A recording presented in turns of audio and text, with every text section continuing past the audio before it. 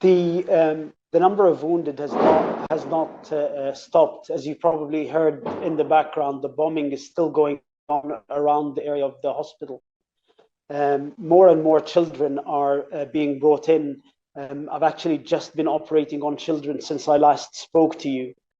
Kids who have been taken out of the rubble of their own home. It's always difficult when you're operating on a child. And even though I've been doing this kind of work, not just in Palestine, but in Syria and in Mosul and in Yemen, there are moments that kind of take your breath away. You kind of feel winded when you see a beautiful young girl, the braids, the elastic hairband, the pink elastic hairband, as you're trying to clean the face and in your mind, go through your mind, just what are the steps you're going to need to do to try to put this back together again. And then you see this and you're reminded that this was someone's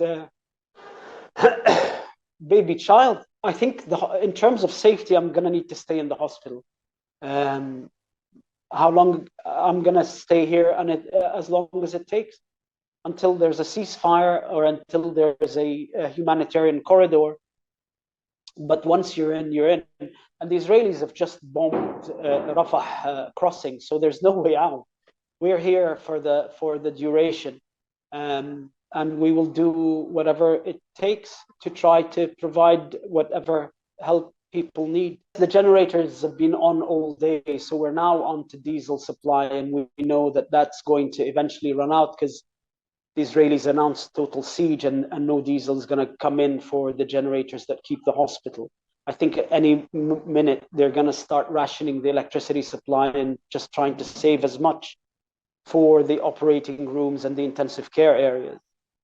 We're already beyond the capacity of the system to cope. Already I have 50 patients waiting to go to the operating room that I cannot get to the operating rooms because the priority is for more critically ill patients. My feeling is that the Palestinian health system has the rest of the week before it collapses, not just because of the diesel.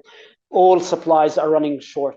The number of wounded has completely used up what was already a denuded system and a crippled system as a result of 15 years of siege.